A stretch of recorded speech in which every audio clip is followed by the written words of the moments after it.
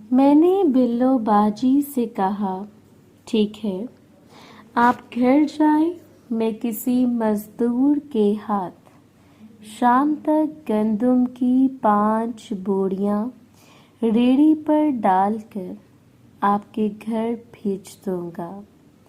جاتے ہوئے بلو باجی بولی، ندیم، تم شرط جیت گئے ہو؟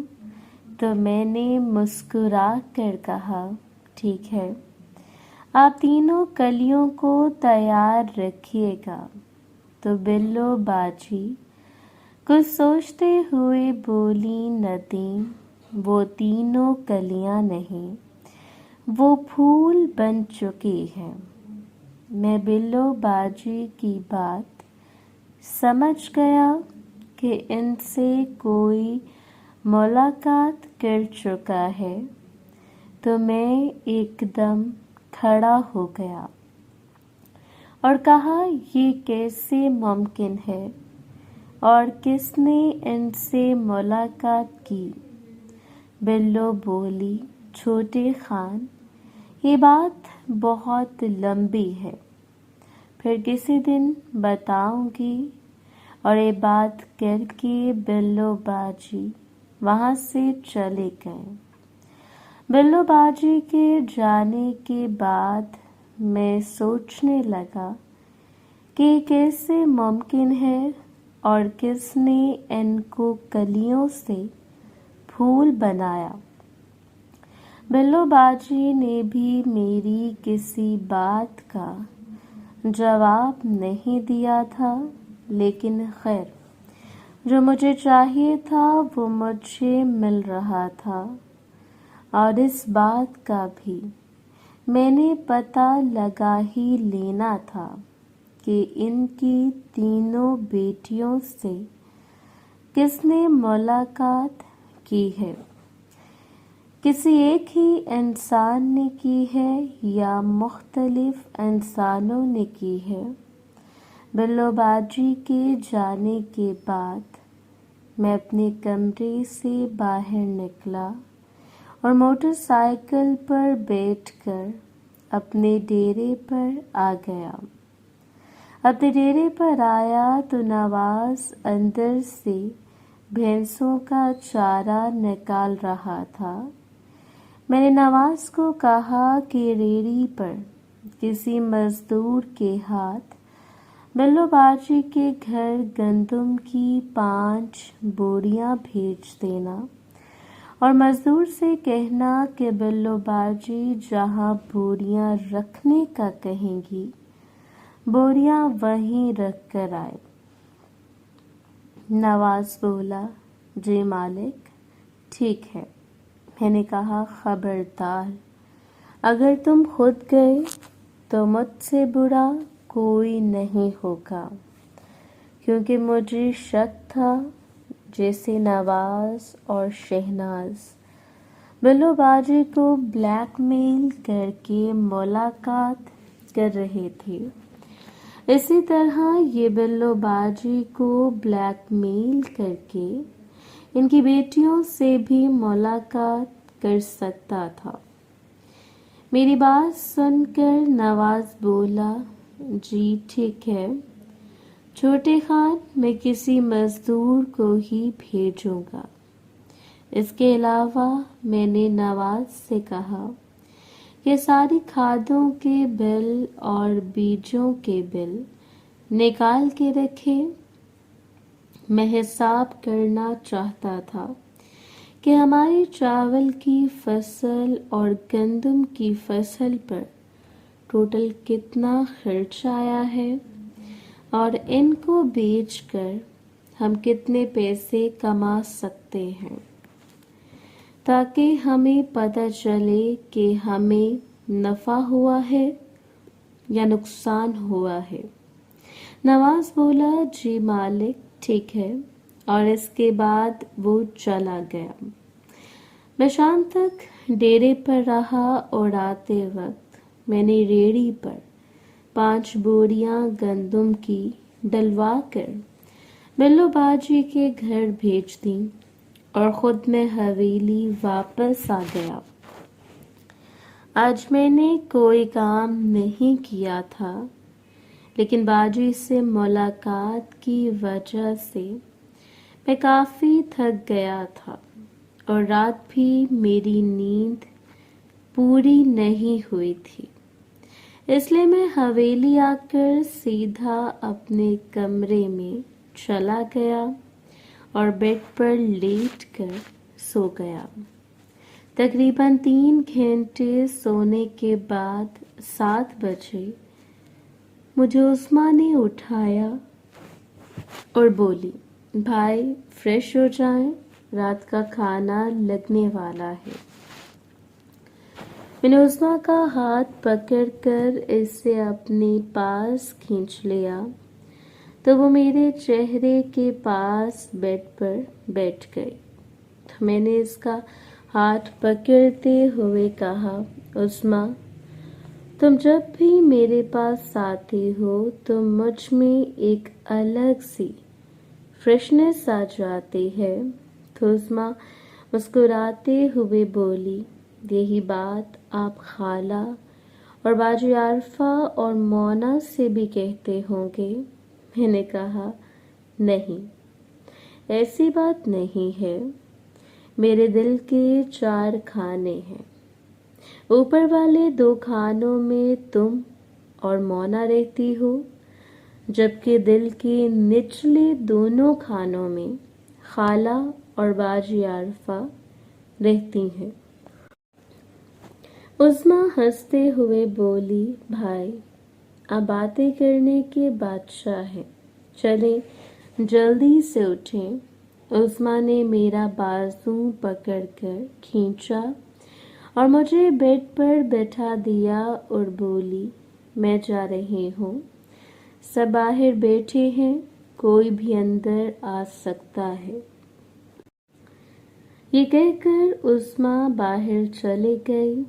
میں اٹھ کر الماری کے پاس گیا اور وہاں سے اپنے کپڑے نکالے اور کمرے سے باہر نکل کر واش روم کی طرف چلا گیا اور نہا کر واپس آیا اور صحن میں بیٹھ گیا اور سوچنے لگا کہ آج رات کسی سے ملاقات طے نہیں ہے، تو کیوں نہ چچا کا پیچھا کیا جائے اور دیکھا جائے کہ چچا کس کس سے ملاقات کرتے ہیں اور چچی شاہدہ کا کیا رول ہے۔ میں بیٹھا یہ باتیں سوچ رہا تھا کہ عالیہ میرے ساتھ بیٹھ گئی اور کوہنی مارتے ہوئے بولی، مسٹر کیا سوچ رہے ہو؟ جیسے ہی عالیہ نے مجھ سے سوال کیا تو میں اپنے ہوش میں آیا اور کہا، کچھ نہیں، تمہارے بارے میں ہی سوچ رہا ہوں۔ عالیہ بولی، میرے بارے میں کیا سوچ رہے ہو؟ میں نے کہا، یہی سوچ رہا تھا کہ کافی دن ہو گئے تمہیں کام دیے ہوئے، لیکن اب تک کوئی خبر نہیں آئی۔ عالیہ بولی، اسی حوالے سے تم سے ملنے آئی تھی۔ میں نے کہا، بولو عالیہ۔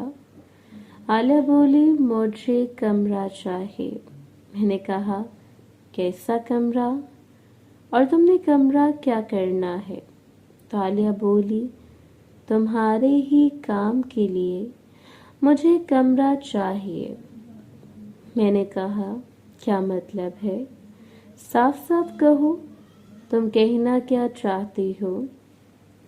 تو عالیہ مسکراتے ہوئے بولی، میں نے قندیل سے ملاقات کرنی ہے۔ جیسے ہی عالیہ نے مجھے یہ کہا، میرے اندر ایک دم جان آ گئی اور میں اسے پوچھنے لگا، یہ تم کیا کہہ رہی ہو؟ عالیہ بولی، وہی جو تم نے سنا ہے، میں نے قندیل کے ساتھ ملاقات کرنی ہے۔ میں نے کہا، لیکن میں نے تو تمہیں یہ کہا تھا کہ تم اس کو میرے ساتھ ملاقات کے لیے راضی کرو۔ عالیہ بولی، ندیم तुम्हारा ही काम कर रही हूँ। सुनो, मेरा प्लान ये है कि मैं पहले एक दफ़ा कंदील से मुलाकात कर लूँ, इसके बाद जब दूसरी दफ़ा मैं मुलाकात करूँगी तो तुम आ जाना और हम दोनों से मुलाकात कर लेना। मैंने कहा, लेकिन तुम कैसे मुलाकात करोगी? तुम्हारे पास कौन सा शहजादा है? तालिया मुझे चुटकी काटते हुए बोली, ये काम तुम मुझ पर छोड़ दो, मुझे बस तुम जगह बताओ। मैंने कहा, ठीक है, मैं कुछ सोच कर बताता हूँ। पहले तो मैंने सोचा कि इनको स्टोर रूम में भेज दूँ, लेकिन इसकी चाबी बाजी हदीका या रहीला के पास थी या फिर पायल के पास थी, और अगर मैं उनसे किसी तरीके से चाबी ले भी लेता, लेकिन फिर भी आलिया को इधर भेजना रिस्क था। इसलिए मैं सोचने लगा कि कौन सी ऐसी जगह है जो बिल्कुल महफूज हो, जहां आलिया और कंदील मुलाकात कर सकें। लेकिन मुझे कुछ समझ नहीं आ रही थी। मैंने आलिया से पूछा कि कंदील के अलावा बाकी दोनों का क्या बना। तालिया बोली, वो भी कुछ दिन तक मान जाएंगे, अभी बस इनसे बातें हो रही हैं। मैंने कहा, फिर कंदील से तुम्हारी मुलाकात कैसे तय हुई? तालिया मुस्कुरा कर बोली, बस समझो तुम्हारी किस्मत अच्छी है। मैंने कहा, क्या मतलब? पूरी बात बताओ। तालिया बोली, 2 दिन पहले मैं बाथरूम में नहा रही थी, मेरा साबुन नीचे गिरा और वॉशरूम से बाहर आ गया। मैंने हल्का सा दरवाज़ा खोला, ये देखने के लिए कि बाहर कोई है तो नहीं, तो मैं साबुन पकड़ लूं। मुझे बाहर कंदील खड़ी नजर आई, तो मैंने इसको साबुन पकड़ाने का कहा। अचानक मेरे दिमाग में एक शरारत आई। जैसे ही कंदील ने साबुन पकड़ाने के लिए अपना हाथ आगे किया, तो मैंने इसको साबुन पकड़ाने का कहा। अचानक मेरे दिमाग में एक शरारत आई। जैसे ही कंदील ने साबुन पकड़ाने के लिए अपना हाथ आगे किया, तो मैंने इसको अंदर खींच लिया। अंदर आने से कंदील घबरा गई और कहने लगी, आलिया, ये तुम क्या कर रही हो? अगर किसी ने देख लिया तो कोई क्या सोचेगा?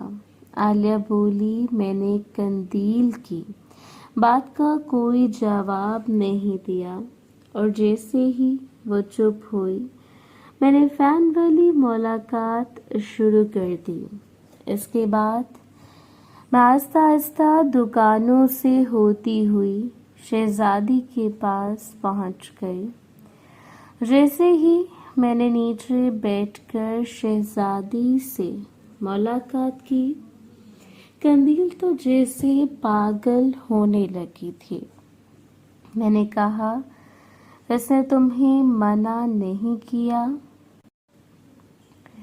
आलिया बोली, पहले कुछ देर तो मना करती रही, फिर वो भी मेरा मुलाकात में साथ देने लगी। कुछ देर के बाद जब कंदील की मुलाकात का वक्त ख़त्म हुआ, तो वो मुस्कुराती हुई बाहर आ गई। फिर आलिया बोली, नदीम, तुम्हारे लिए एक बुरी खबर भी है। मैंने हैरान होते हुए कहा, कौन सी खबर? तो आलिया बोली, नदीम, मुझे लगता है कंदील पहले भी मुलाकात कर चुकी है। मैंने कहा, इसमें बुरी खबर वाली क्या बात है? वो इस्लामाबाद की कायद-ए-आज़म यूनिवर्सिटी में पढ़ती हैं। اور ماڈرن ہے، میں نے کون سا ان سے شادی کرنی ہے، میں نے تو صرف ملاقات کرنی ہے۔ اور اچھی بات یہ ہے کہ وہ پہلے بھی ملاقات کر چکی ہیں، تو مجھے بھی ملاقات کرنے میں آسانی ہوگی۔ عالیہ مجھے کوہنی مارتے ہوئے بولی، بہت تیز ہو، اور پھر اٹھ کر چلی گئی۔ اور میں سوچنے لگا کہ کون سی جگہ ڈھونڈوں جہاں عالیہ اور قندیل کی ملاقات ہو سکے۔ کچھ دیر سوچنے کے بعد بھی مجھے کچھ سمجھ نہ آئی۔ اتنی دیر میں چٹائیاں بچھ گئی، آنٹی لبنہ اکیلی بیٹھی تھیں، تو میں جلدی سے ان کے ساتھ بیٹھ گیا۔ جیسا کہ صبح ان سے بہت اچھی خوشبو آ رہی تھی، اب بھی بہت پیاری خوشبو آ رہی تھی۔ آنٹی مجھے دیکھ کر بولنے لگیں، لگتا ہے بہت محنت کر رہے ہو جو صبح شام نہا رہے ہو۔ میں نے بھی ان کی بات پر بات کرتے ہوئے کہا، آنٹی آپ بھی مجھے محنت کرنے کا موقع دے دیں۔ آنٹی بولی، بہت تیز ہو۔ جب میں نے تمہیں پہلی نظر دیکھا تھا تو میں سمجھ گئی تھی کہ تم اور آصف ایک برتن کا کھانا کھانے والے نہیں ہو۔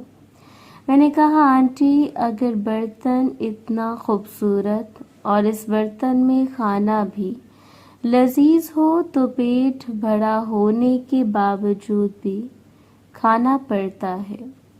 آنٹی لبنہ بولی، لیکن یہ برتن تمہاری پہنچ سے دور ہے، تم ابھی بچے ہو، تمہارے لحاظ سے یہ برتن بہت بڑا ہے، اور یہ کھانا کھا کر تمہارا پیٹ بھی خراب ہو سکتا ہے۔ میں نے کہا، آنٹی آپ چمچ دیکھے بغیر یہ کیسے کہہ سکتی ہیں کہ برتن بہت بڑا ہے؟ آنٹی بولی، تم ابھی بہت چھوٹے ہو، تمہاری مونا سے شادی ہو رہی ہے، تم اسے خوش رکھو، ابھی تمہاری اتنی عمر نہیں ہوئی کہ تم آنٹیوں سے ملاقات کر سکو۔ میں نے مسکرا کر کہا، یہ بات تو غلط ہے، آپ بغیر موقع دیے اگلے انسان کو کیسے کہہ سکتے ہیں کہ تم اس قابل نہیں ہو؟ تو آنٹی مسکرا کر بولی، چلو ٹھیک ہے، کچھ سوچتے ہیں تمہارے بارے میں بھی۔ آنٹی کی یہ بات سن کر میں خوش ہو گیا اور اندر ہی اندر سوچنے لگا کہ آنٹی کتنی تیز اور تجربہ کار ہے، انہوں نے پہلے دن ہی ہماری آنکھوں کو پڑھ لیا تھا کہ ہم ان کو کس نظر سے دیکھ رہے ہیں۔ آنٹی لبنہ بولی، ویسے تمہارا کزن بھی میرے اور سمرین کے آگے پیچھے پھر رہا ہے۔ میں نے مسکراتے ہوئے کہا، آنٹی پیاسا کوا ہے، آپ اور سمرین آنٹی کے گھڑے سے پانی پینا چاہتا ہے۔ میری بات سن کر آنٹی مسکرا دیں اور بولی، ندیم تم بہت نوٹی ہو۔ اس کے بعد کھانا لگ گیا اور ہم بیٹھ کر کھانا کھانے لگے۔ کھانا کھاتے ہوئے میں نے سب سے پوچھا کہ کیمپنگ کا کیا کرنا ہے، تو سب نے کہا، ندیم بھائی آپ نے وعدہ کیا تھا آپ ہمیں لے کر جائیں۔ تو میری بات سن کے امی بولی، کہاں جانے کی بات ہو رہی ہے؟ میں نے کہا، امی پہاڑوں پر 2 دن کے لیے کیمپ لگا کر وہاں رہنے کی بات ہو رہی ہے۔ امی بولی، تم لوگوں کا دماغ تو ٹھیک ہے، وہاں تم نے رہ کر کیا کرنا ہے؟ میں نے کہا، کچھ نہیں کرنا، वैसे ही फिरने के लिए जाना है। इन सब ने पहाड़ नहीं देखे। तो ये देखने का कह रहे थे, तो अम्मी बोली, इनको ले जाओ और दिखा कर ले आओ। मैंने कहा, अम्मी 2 दिन की तो बात है, वैसे ये लोग घूम फिर आएंगे। मेरी बात सुनकर चची बोली, हाँ बाजी, नदीम ठीक कह रहा है। ये मुनीर और तनवीर भी कह रहे थे कि हमने गांव और पहाड़ देखने हैं। तो मैंने सुबह नदीम से बात की थी, तो नदीम ने कहा कि हम सब का प्लान है कि हम पहाड़ पर 2 दिन कैंप लगा कर रहें और खाने पीने का सामान साथ ले जाएं। अम्मी नहीं मान रही थी और चचा कोई जवाब नहीं दे रहे थे, क्योंकि मोना और किरण ने साथ नहीं जाना था। चची के बार बार इसरार करने पर अम्मी मान गईं और बोली, ठीक है, लेकिन कब जाना है? मैंने कहा, यह भी डिसाइड नहीं किया। तो हिना बोली, सुबह चलते हैं। मैंने कहा, नहीं, 1-2 दिन में जैसे ही मौसम अच्छा होता है तो हम चलेंगे। आसिफ बोला, नदीम कैंपिंग के लिए जो सामान चाहिए वो मुझे लिख कर दे देना और गाड़ी भी बता देना कि कौन सी लेकर जानी है। मैंने कहा, आसिफ, हमें एक गाड़ी नहीं बल्कि 2 गाड़ियां चाहिए होंगी, क्योंकि अब मेहमान भी ज़्यादा हैं। मैंने आंटी लुबना और आंटी समरीन से पूछा कि आप लोगों में से कौन कौन जाएगा। तो आंटी बोली, मुनीर, तनवीर, दिलरुबा और उसकी बहन साथ जाएगी। मैंने आंटी लुबना की तरफ देखकर कहा, क्यों, आपने नहीं जाना? आंटी मेरी बात का मतलब तो समझ गए, लेकिन बोली नहीं, मुझे नहीं जाना। फिर मैंने लेकिन बोली, नहीं, मुझे नहीं जाना। फिर मैंने रिमशा से कहा कि तमाम लोगों की लिस्ट बनाओ जिसने जाना है। इसके मुताबिक हम सामान देख लेंगे कि हमें कितना सामान चाहिए। रिमशा बोली, ठीक है भाई, मैं सबसे पूछ कर लिख दूंगी। मैंने कश्यप और सिद्रा को भी कहा कि तुमने रिमशा का साथ देना है। खाना खाकर फारिग हुए तो मैं उठकर जहां सब मर्द बैठे थे, मैं भी आज वहां जाकर बैठ गया। अचानक मुझे याद आया कि बाजी हदीका ने कहा था कि ताई से मुलाकात की तैयारी करके आना। तो मैं जल्दी से उठकर अपने कमरे में गया और अलमारी खोलकर जड़ी बूटियों का पाउडर निकाला।